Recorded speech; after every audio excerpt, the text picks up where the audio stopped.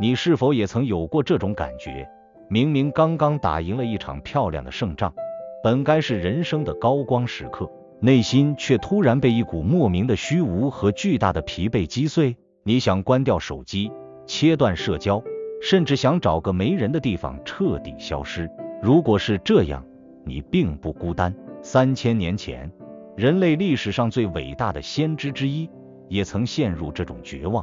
核心主題：走出孤獨英雄的死胡同。這個故事記錄在《列王紀上》19章1至21節。它講述了先知以利亞在加密山上大獲全勝後，卻因王後的一句恐嚇而徹底崩塌。他逃進曠野，坐在一棵羅藤樹下求死。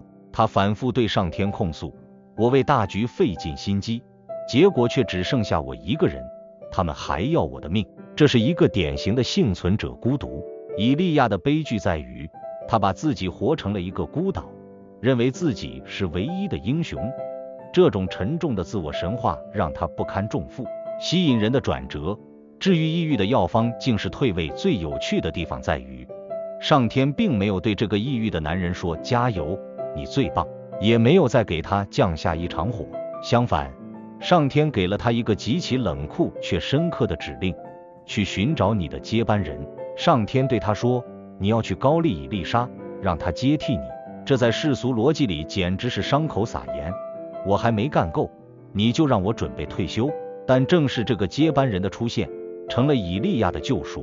所學到的深刻道理是，當一個人的生命只剩下自我證明時，哪怕登頂也是荒涼的。真正的生命力不在於你擁有多少權柄，而在於你是否願意將這權柄流動出去。以利亞的孤獨感，在他把外衣搭在以利沙肩膀上的那一刻開始消融。我們應該怎麼做？現實生活中的實操指南。如果你正處於某種瓶頸期或倦怠期，請參考以利亞在列王紀上19章中的轉變邏輯。1. 承認我不必是唯一的答案。以利亞曾抱怨只剩下我一人，但上天告訴他還有7000人是并肩的。在職場或家庭中，放下那種沒我不行的執念，這種執念不僅累垮了你，也窒息了別人。2. 尋找你的以利沙。尋找那些正在耕地默默努力的年輕人，正如以利亞找到以利沙時，後者正在趕牛耕地。不要去找那些只會誇誇其談的人，要去找那些踏實做事、渴望機會的後輩。3.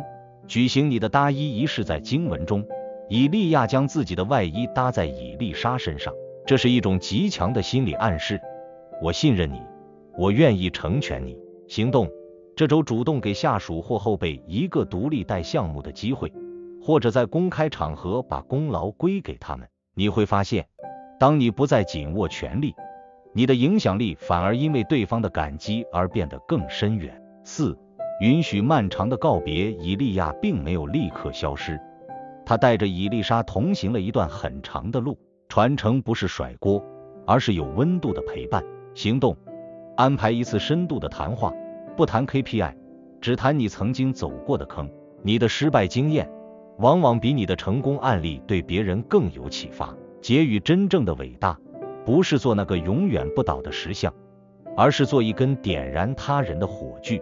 當以利亞最後乘旋風升天時，他並沒有留下遺憾，因為他的生命已經在以利沙身上加倍地活了下去。今天，你是否願意從你的羅藤樹下站起來，去尋找那個等待你搭衣的年輕人？